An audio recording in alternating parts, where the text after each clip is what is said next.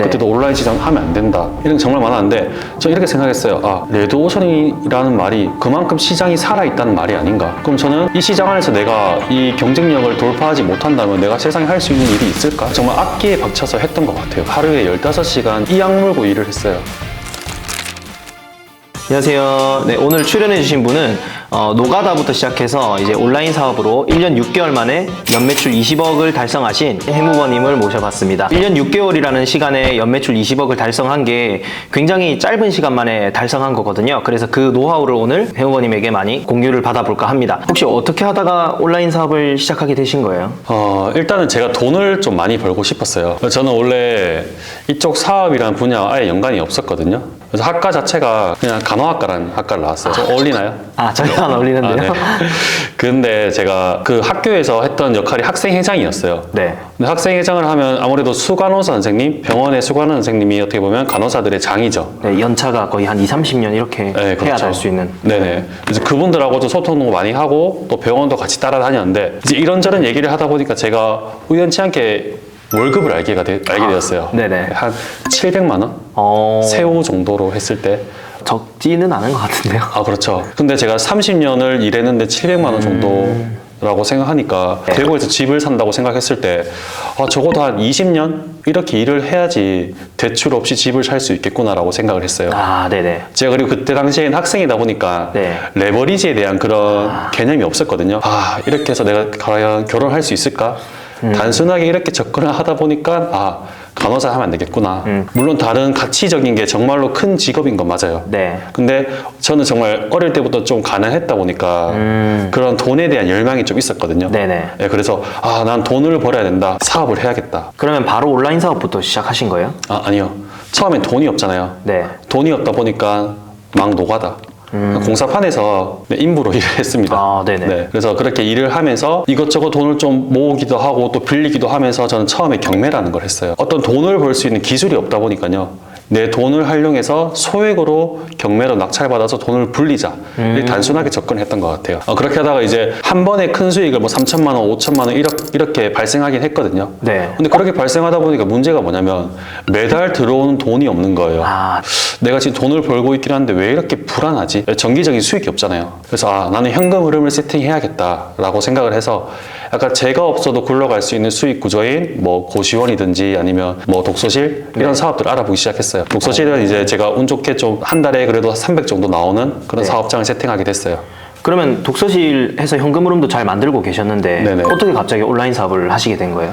독서실을 제가 정말 좋은 물건이다 해서 바로 접근하고 운영을 하다 보니까 묵돈이 완전 사라져버린 거예요. 초기 자본이 좀 많이 들죠? 한 1억 5천에서 2억 정도? 그래서 내가 지금 경매를 해야 되고 묵돈이 필요한데 오로지 독서실 안에서 이 관리만 해야 되나라는 회의감이 빠지게 되더라고요. 네네. 지금 그때 묵돈이 거의 1,000만 원, 2천만 원밖에 없었거든요. 네네. 이 돈으로 할 수 있는 게 과연 뭐가 있을까? 그렇게 알아보던 와중에 저는 온라인 사업이라는 걸 알게 되었죠. 그러면 온라인 사업을 해보시니까 좀 어떻던가요? 일단 극명하게 장점이 확실하게 있는 사업인 것 같았어요. 제가 독서실은 어떻게 보면 정말 동네 장사잖아요. 동네 장사에서 정해진 수요가 있단 말이에요. 네. 독서실이 잘 되는 건 시험 기간, 수능, 아니면 공무원 시험 이럴 때 수요가 완전히 몰리는데 네. 그 몰리는 것도 특정 범위 안에 있는 사람들에서만 모이는 거란 말이에요. 네. 그런데 온라인 시장은 보니까 이게 어느 정도는 시즌성, 계절성은 있더라도 일단 수요 자체가 전 국민 상대잖아요. 그쵸. 그래서 아무리 못해도 독서실의 성수기 수요보다는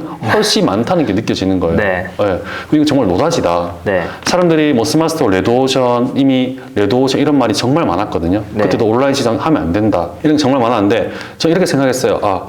레드오션이라는 말이 그만큼 시장이 살아있다는 말이 아닌가. 그럼 저는 이 시장 안에서 내가 이 경쟁력을 돌파하지 못한다면 내가 세상에 할 수 있는 일이 있을까? 그러니까 정말 악기에 박혀서 했던 것 같아요. 그때는. 그리고 제가 처음 시작할 때는 시장에 대해서 아예 몰랐거든요. 네. 근데 기사를 보니까 온라인 시장은 조 단위의 그런 시장 규모라고 하더라고요. 엄청 크죠? 네.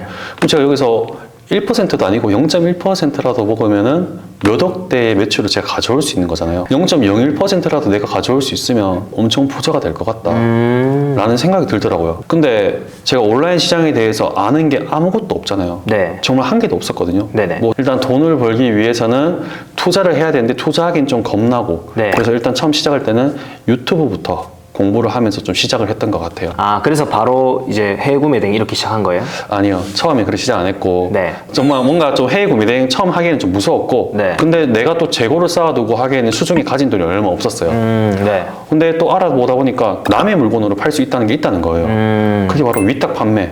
네. 네, 국내에서 다른 사람한테 그냥 이거 배송시켜 주세요 하면은 또 배송을 해준다. 네. 나는 고객의 주문을 받기만 하고 고객의 주소지만 전달해주면 바로 그냥 돈이 배송이 된다라는 거예요. 네. 그래서 아 이거구나. 바로 그냥 생각을 하게 됐죠.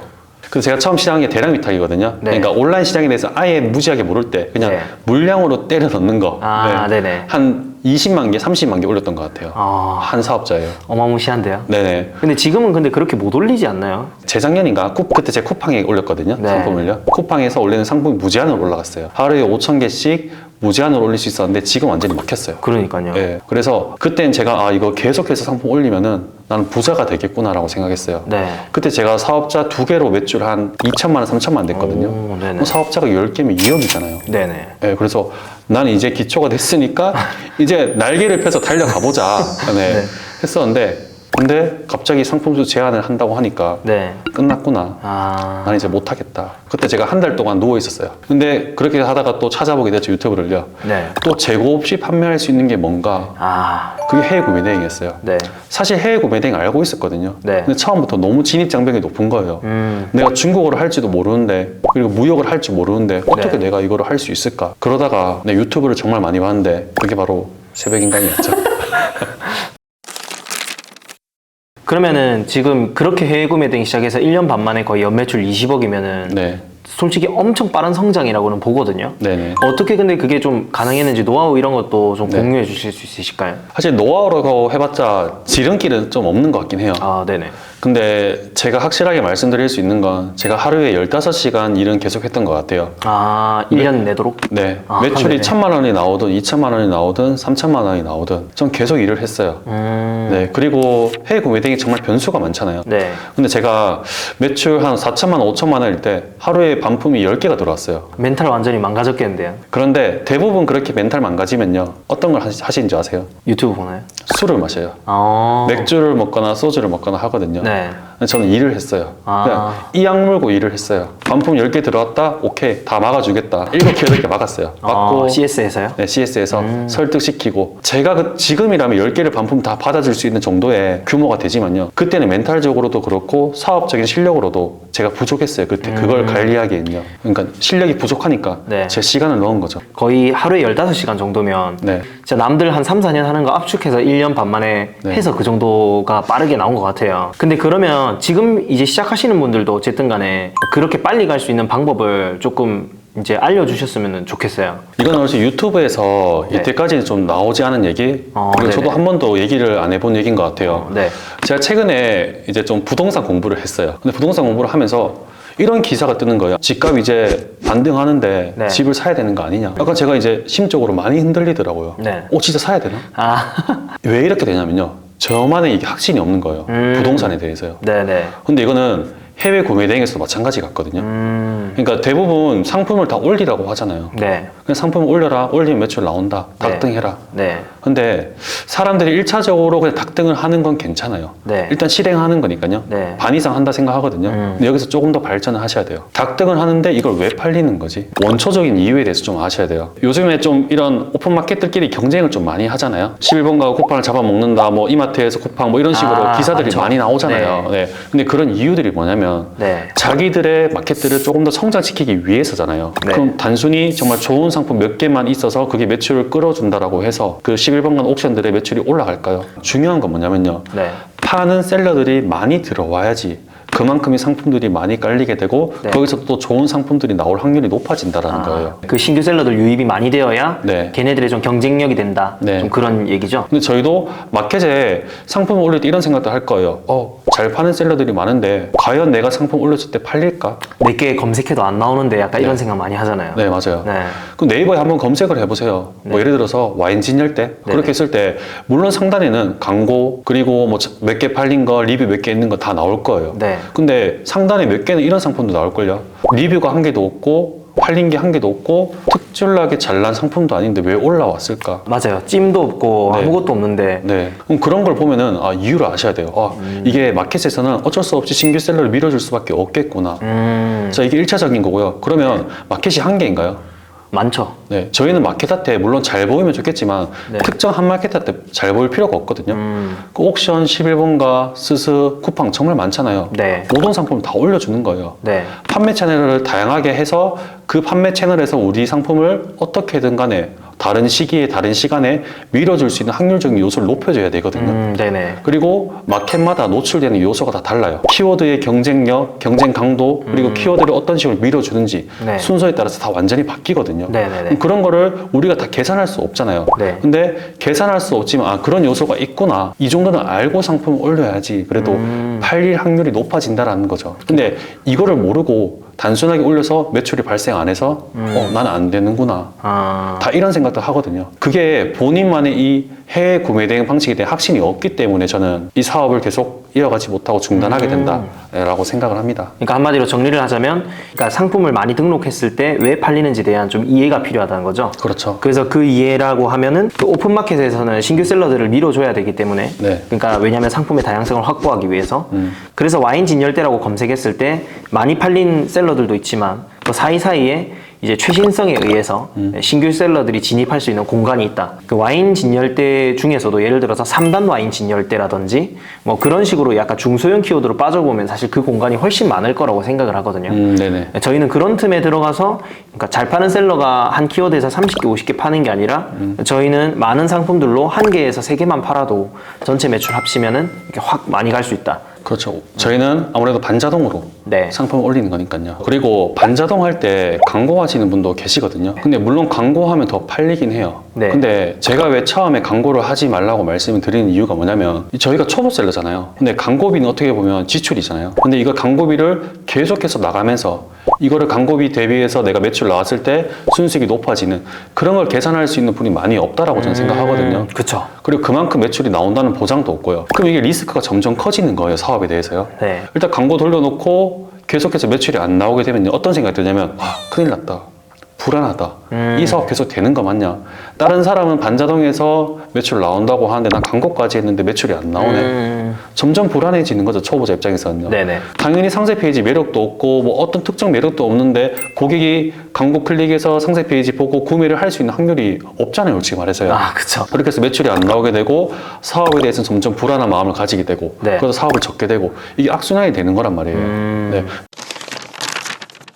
혹시 또 하나 또 중요하거나 이런 부분들이 또 있을까요? 혹시 크무비라고 아세요? 크고 무겁고 비싼 거. 사람들이 크무비 그러더라고요. 비싸니까 네. 매출 올리기 좋다. 약간 이런. 그래서 그렇게 나오고 나서 사람들이 크무비만 주구장창 올려요. 저는 이거 보고 신기하더라고요.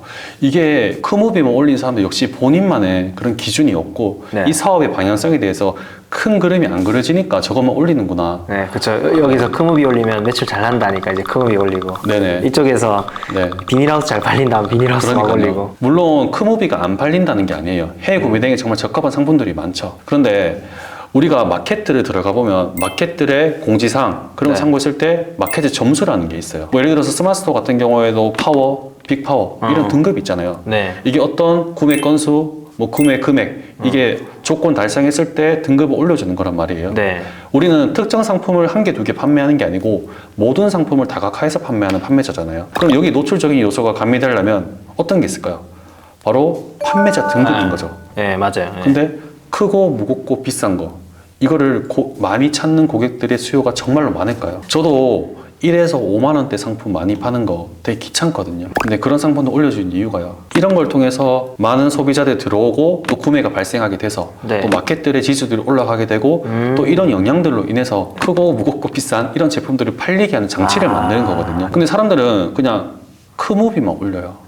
그래서 크무비가 안 팔리는 거죠. 왜? 노출이 안 되니까요. 물론 노출이 아예 안 된다는 거 아니에요. 네. 근데 저는 노출 점수에 플러스 1점을 가지고 있는데 대부분 사람들은 그냥 플러스 0점으로 시작을 하는 거거든요. 근데 이게 저도 이게 되게 좀 신빙성이 있다라고 생각을 했던 게 11번가 마켓 공지사항 들어가면은 그 등급표 밑에 보면 그런 설명도 있더라고요. 네네. 그러니까 점수가 높을수록 노출 잘 시켜준다. 이게 아예 대놓고 네. 있더라고요. 정말 우리가 온라인 셀러를 하기로 마음먹었으면 네. 저는 일주일에 적어도 2번은 들어가야 되지 않나. 그 체크하고 이런 것들. 네네네. 네. 그 우리가 페널티 같은 경우는 큰 문제 없으면 막 엄청 타이트하게 관리를 하진 않잖아요. 네네. 그럼 회원님은 페널티 관리도 좀 빡빡하게 하시는 편이에요? 빡빡하게 하기보다도 그냥 마켓을 점검하는 거죠. 페널티도 어떻게 보면 기본이거든요. 네. 제가 항상 많은 수강생분들한테 강조하는 게 기본을 지키자예요. 물론 페널티가 발생 한번 하는 건요, 저희가 이미 발생했잖아요. 이거 막을 수는 없어요. 근데 최대한 관리는 해주셔야 돼요. 예를 들어서 저는 무조건 메일함을 매일매일 체크해요. 메일함이잖아요. 메일이 적혀있잖아요. 매일매일 체크하라고요. 네. 네. 근데 예를 들어서 어떤 상품이 기재권 요소나 아니면은 마켓에 올리는 상품이 아니어서 상품 중지를 해주셔야 된다. 3일 안에 중지 안 하면 어떤 페널티가 줄 거다. 이런 식으로 메일이 오거든요. 미리미리 알려주네요. 마켓에서. 네네네. 네. 근데 우리가 이걸 미리 중지해서 그냥 마켓 시킨 대로 다 하잖아요. 네. 그럼 적어도 이 정지된 요소를 30%에서 50% 확률로 더 줄일 수가 있어요. 언제 대체하냐에 따라서 우리의 그런 사업적인 수명이 길어지냐 짧아지냐 이걸 좀 판단되는 요소라고 생각하거든요. 특히 우리 상품을 판매하는 게 아닌 다른 상품, 다른 상세 페이지에 가져오는 그런 사업인 거잖아요. 네. 그 사업적인 걸 잘 이해하셔야 돼요. 이런 관리적인 게 정말 중요한 사업이구나. 어떻게 보면 이 사업의 기본인 거죠. 네, 그리고 뭐 물론 마켓 점수가 모든 마켓이 다 높으면 좋겠죠. 네. 근데 이게 현실적으로 모든 마켓 점수 다 올릴 수가 없단 말이에요. 네. 정말 불가능해요. 그러니까 전략적으로 지금 이 시기에는 이걸 해야지, 지금 이 시기에는 이 마켓 점수 올려줘야지, 이걸 판단하는 게 이 대표의 몫이겠죠. 모든 걸 다 하려고 하면요, 이거는 모든 걸 다 하면 좋겠지만 모든 걸 다 할 수가 없는 사업이에요. 최대한 효율적으로 관리를 해가야지 점점 시간적으로 효율적으로 관리하면서 성장할 수 있는 게 해외 구매 대행 아닌가라고 생각하거든요. 왜냐하면 제가 왜 이런 부분에 신경 쓰냐면요, 이 사업으로 한 달, 두 달 정도만 수익을 벌려고 했으면은 저는 그냥 대충 했을 것 같아요. 저는 앞으로 5년, 10년, 15년 동안 계속 이걸로 먹고 살 예정이거든요. 어떻게 보면 생계잖아요. 제가 장기적으로 사업을 이끌어 가려면 정말로 중요한 요소라고 생각을 하는 부분이어서 항상 기본을 생각하면서 기본을 최대한 잘 지키려고 노력하면서 사업을 이끌어 가는 것 같아요. 그러면은 앞으로의 이제 구매 대행이나 뭐 사업 계획이 또 어떻게 되시나요? 저는 해외 구매 대행을 한 게 정말 목적성이 확실해요. 저는 어떤 목표, 가치를 이루기보다 네. 돈을 벌려고 하는 거거든요. 해외 구매 대행은 그 이상 가치가 없어요. 돈을 벌기 위한 수단밖에 안 돼요. 네네. 저는 이미 사업적인 구조가 거의 반자동화 세팅이 완료가 되었거든요. 근데 올해 제가 바라보는 목표는 한 2억에서 3억? 월 매출. 네네. 네. 갭 차이가 너무 크나요? 한 2억 5천에서 3억 네, 정도는 달성을 할 것 같아요. 그래서 저는 그렇게 제 해외 구매 대행 사업장을 직원들과 같이 이렇게 조화를 이루면서 네. 성장하는 구조로 만들어 놓고요. 네. 계속 성장을 할 것 같아요, 제 생각에는요. 제가 어느 정도의 리소스만 투입을 계속 한다면요. 이미 만들어 놨기 때문에. 네네. 네. 그냥 플러스 한 개씩 하면 되는 거니까요. 네. 그렇게 전 돈을 버는 수단을 만들어 놓고 이제는 정말 제 회사를 만들기 위해서 브랜드를 한 개 만들려고 해요. 이미 지금 실행 중이고. 다음에 이제 네. 브랜드 제품 런칭 잘 하셔가지고 또 성과 잘 나면 그런 것도 좀 공유해 주실 수 있나요? 한 개 구매해 주시면 제가 공유할게요. 네. 네네, 알겠습니다. 약속하셨습니다. 네. 알겠어요. 네. 회원님, 그러면은 아까 처음에 대구에 집 몇십억 뭐 이런 거 얘기했잖아요. 몇억 몇십억. 네네. 그리고 결혼 뭐 이런 거. 네. 그런 것들은 좀 달성하셨나요? 물론 위기가 좀 많았어요. 사업에 너무 몰두하다 보니까. 네. 근데 지금은 좀 시간이 확보되고 해서 내년에 결혼을 하지 않을까. 오, 네네. 라고 일단 식은 잡았습니다. 오, 집은요? 제가 원하는 집을 구매할 수 있을 것 같긴 해요. 제 예상으로는요. 그러면 내년에 그 청첩장 나오면 저한테 보내주시면 제가 꼭 참석해서 네. 축의금 많이 넣겠습니다. 네네. 네, 그러면 어쨌든 오늘 좀 긴 시간 동안 회원님 나오셔가지고 이제 짧은 시간에 매출 올릴 수 있는 그런 노하우들 많이 풀어주셨는데, 다음번에도 출연을 한번 해주셔서 그런 노하우들 좀 풀어주시면 감사할 것 같습니다. 네. 네, 시청해주셔서 감사합니다. 감사합니다.